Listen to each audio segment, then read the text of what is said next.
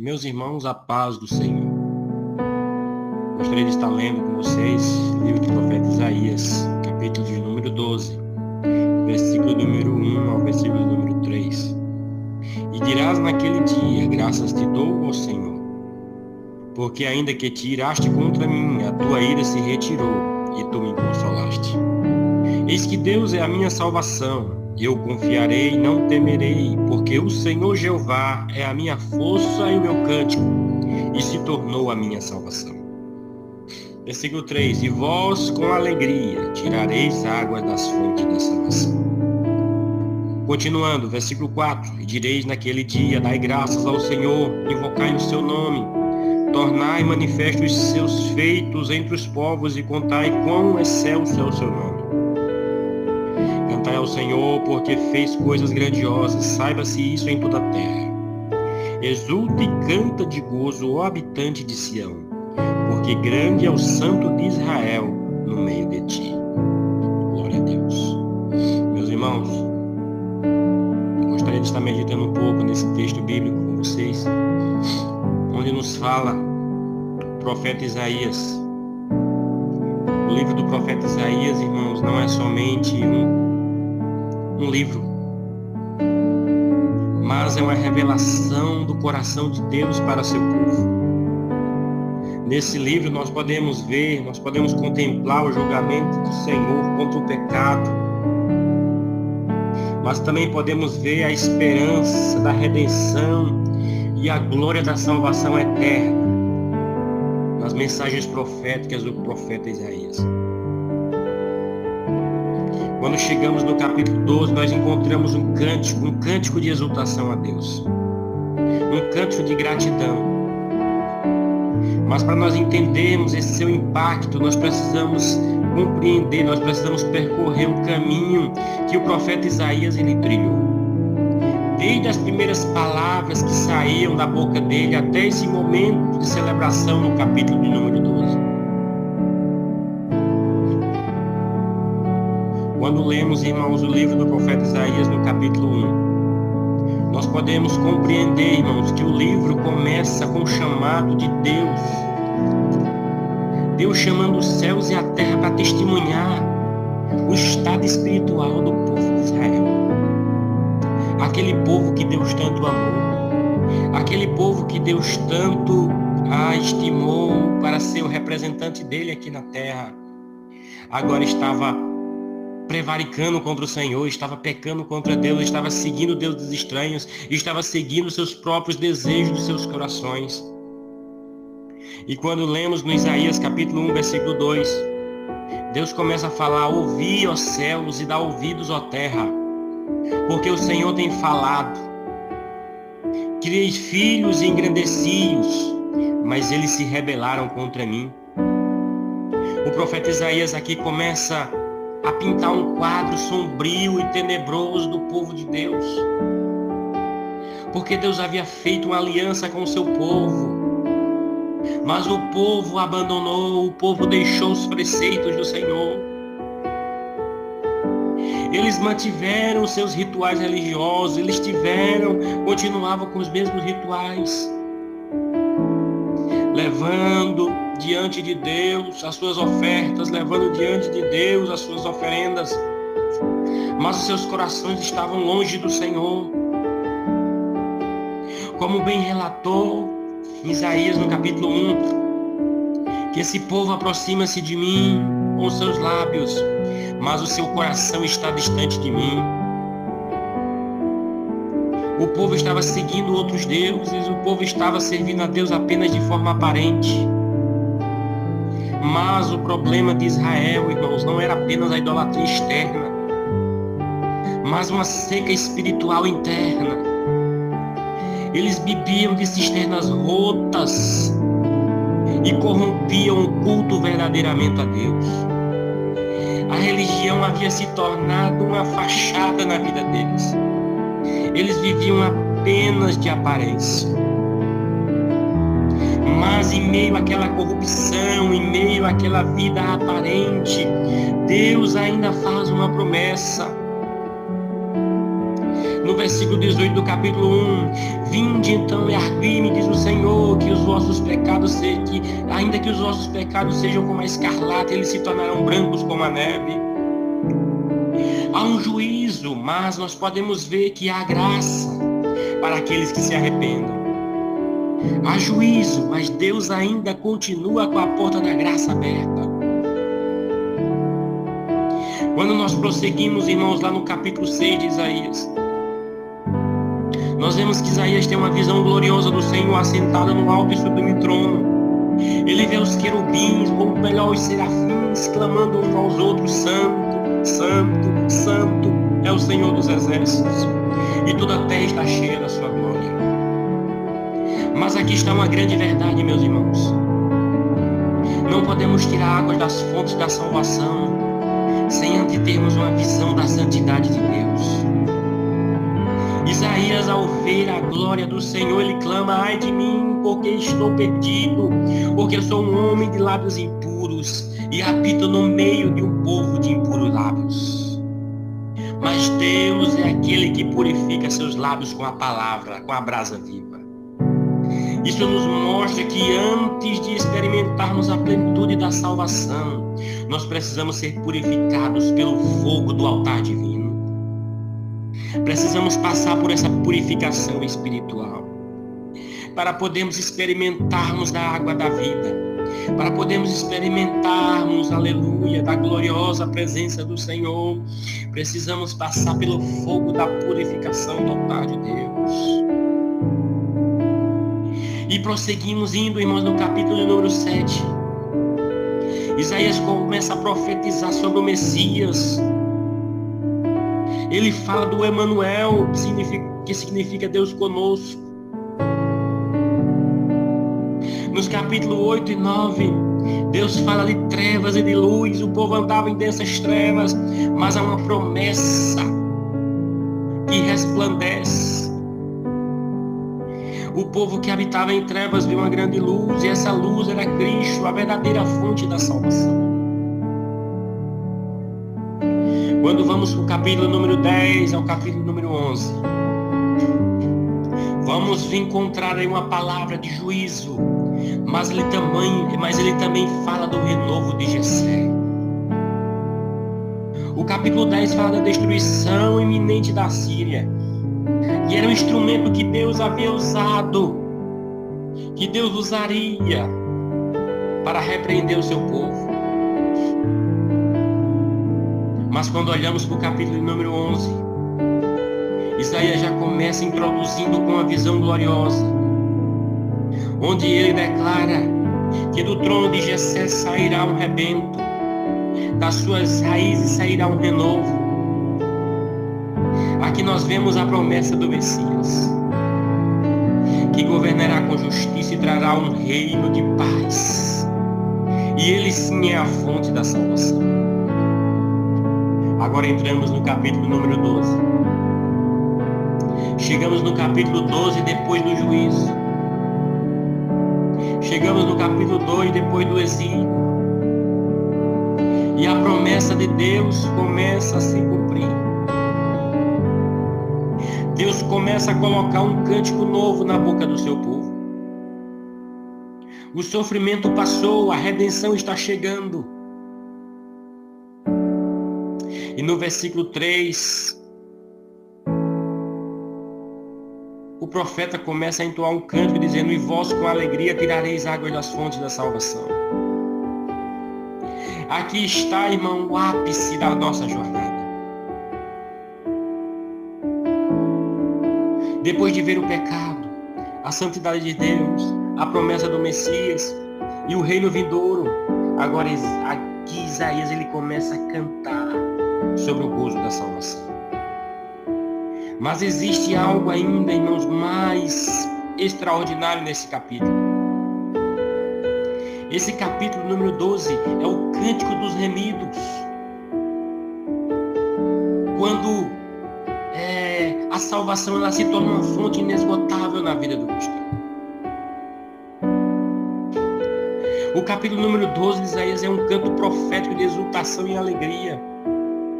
Ele surge como um raio de esperança após capítulos de juízo, corrupção, exílio iminente.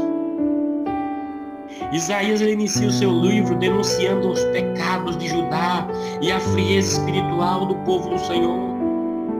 Ele descreve o afastamento de Deus e o juízo sobre o povo do Senhor. Mas nós vemos que em meio às trevas da rebeldia, ele anuncia a vinda de um renovo, um rei que traria salvação eterna. Esse capítulo, irmão, é um ponto mais importante dessa jornada. É o momento em que os remidos entoam um cântico pela redenção recebida. Esse canto é um cântico escatológico, porque aponta para o triunfo final da obra redentora de Cristo na vida do seu povo. É um retrato de como a salvação transforma a dor em louvor, o exílio em festa, a sequidão em fontes de água viva. E no versículo de número 1, nós podemos acompanhar que nos diz: e naquele dia dirás. O capítulo começa com a expressão marcante, naquele dia. Esse é um termo usado pelo profeta Isaías para apontar que existe um tempo determinado por Deus, quando ele reverterá a sorte do seu povo. O povo poderia estar andando em pecado, mas chegaria um dia que Deus iria resgatá-lo deste pecado, iria tirar desse lamaçal do pecado. Israel já havia experimentado a ira do Senhor contra eles por causa da sua desobediência, mas algo aqui nesse versículo muda. E no versículo de número 2 nos diz: eu te louvarei, Senhor, porque tiraste contra mim. Porque o povo reconhece que a disciplina de Deus foi justa, mas agora eles experimentam a restauração do Senhor. A ira se retirou e tu consolaste. Aleluia. A ira ela foi substituída pelo consolo. O Deus que disciplina é também um Deus que cura. Glória a Deus. Aqui nós vemos um princípio poderoso. Que Deus é aquele que fere. Muitas vezes por causa do nosso pecado, das nossas iniquidades. Mas Deus é aquele que também tem um bálsamo que cura. E o profeta ainda começa a dizer: eis que Deus é a minha salvação. Está aí no versículo número 2. Esse versículo carrega uma revelação espiritual profunda. Que aqui está uma essência da fé daqueles que foram redimidos por Cristo. Eis que Deus é a minha salvação. Irmão, a salvação não é um evento, mas é uma pessoa. Ele disse: Deus é a minha salvação. Não é um sistema religioso, não é um código de leis. A salvação é o próprio Deus, é o próprio Cristo. E ele disse mais: eu confiarei, não temerei, porque o Senhor Jeová é a minha força. A fé que vence o mundo, irmãos, a fé é que vence o medo. Porque a alma que descansa em Deus tem todo o medo dissipado. E a alegria da salvação gera força para nós. E quando ele chega no versículo de número 3: e vós, com alegria, tirareis águas das fontes da salvação. Agora nós chegamos em um ponto alto. Aleluia. Com alegria. E vós, com alegria, vós, com alegria, tirareis águas das fontes da salvação. Preste bem atenção, irmãos, que ele falou vós. Podemos notar, irmão, que a promessa ela é coletiva. Não é apenas para uma pessoa, um indivíduo, mas é para todo o povo de Deus. Isso nos lembra que a salvação não é algo privado, mas é uma realidade, aleluia, plural. Não é somente para mim, mas é para todos, para vós, para todos aqueles que estiverem dispostos a irem à fonte da água da vida, que é Cristo Jesus, o nosso Senhor. E ele fala mais: com alegria, oh glória, A salvação, irmão, não é uma experiência amarga, aleluia. Não é uma experiência monótona, não. Mas é uma experiência que traz alegria genuína. Porque quem experimenta o perdão e a presença de Deus, ele tem um coração cheio de alegria, cheio de cântico, cheio de louvor, cheio de adoração. Porque ele se sente alegre na presença de Deus, ele se sente alegre na presença do Senhor. E vós com alegria tirareis águas. Aqui Isaías ele está mostrando uma imagem poderosa. O povo é indo a uma fonte para se saciar. Ali geralmente no Oriente Médio ali, era comum a seca. E a água é vida. A água ela gera vida. E quando ele diz das fontes da salvação, essa expressão aponta para algo que está além do literal. Jesus mostra no Novo Testamento, além de João 7, 37 e 38, Jesus disse: se alguém tem sede, venha a mim e beba. Quem crê em mim, como diz a Escritura, do seu interior fluirão rios de água viva. Cristo é essa fonte. Ele é a água viva que satisfaz nossa sede espiritual. Primeiro, temos que nos dispor para ir até o Senhor. Mas sabemos de uma coisa, que há vida em Deus, há vida em Cristo. E tirareis com alegria das fontes da salvação. Eu preciso ter disposição para receber de Deus. Tirareis, nós temos que tirar, irmãos, nós temos que estar disposto a ir. Não espere algo que seja algo automático, não. Nós temos que ir, é preciso ir, tirar a água. Na nossa jornada, irmãos, que estamos com Deus, nós precisamos aprofundar essa verdade espiritual e entender o que significa tirar água. Precisamos ir até a fonte. A água está disponível, mas precisamos tirar. É preciso uma ação da nossa parte. A água da salvação já foi providenciada, mas Deus espera que nós tomemos a iniciativa de ir até a fonte beber. E esse é o padrão bíblico para nós. Israel estava no deserto, mas o povo tinha que ir buscar água lá na rocha. Aleluia. O povo que teve que ir beber. A Bíblia fala do poço de Jacó, ali em João capítulo 4. Mas o povo tinha que ir lá tirar. E a promessa de Jesus é essa: se alguém tem sede, venha. Venha a mim e beba. Mas o que isso nos ensina, irmãos, é que Deus disponibiliza a água, mas cabe a nós ir até Ele e beber. Muitos querem a bênção de Deus, mas não têm disposição de buscá-lo verdadeiramente. Então precisamos ir até a fonte. Tirar a água fala de esforço. Tirar a água fala de perseverança. Precisamos chegar até a fonte. Precisamos baixar o balde. Precisamos puxar ele para cima. Precisamos beber. Aleluia.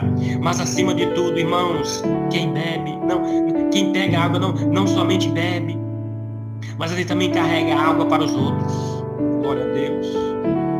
Muitos estão perto da fonte, mas não bebem. O povo estava no deserto, estava perto da fonte, mas não beberam. Começaram a murmurar em vez de confiar que Deus iria providenciar água. Quem bebe da fonte se torna uma fonte também, meu irmão. Quem bebe da fonte se torna uma fonte. Jesus diz: quem crê em mim, como diz a Escritura, do seu interior fluirá um rio de água viva. O que isso significa? Que quanto mais buscamos a presença de Deus, mais nos tornamos canais para abençoar os outros. Se uma pessoa busca a Deus em oração, leitura da palavra e comunhão, ela não apenas bebe para si, ela começa a transbordar. Glória a Deus. Então essa é a palavra para mim e para você. A fonte está aberta, a água está disponível, mas você precisa ir lá e retirar. Isso exige fome espiritual, isso exige esforço na busca, exige perseverança na fé. Você tem se esforçado para buscar mais de Deus? Ou espera que tudo aconteça automaticamente? Sua vida tem sido um poço seco ou um rio de águas vivas para outras pessoas? Se a água da vida já está disponível, por que não se aproximar e beber? Eu quero te dizer, a fonte está aberta. Vá até ela e tire as águas da salvação. Glória a Jesus. Deus te abençoe em nome de Jesus.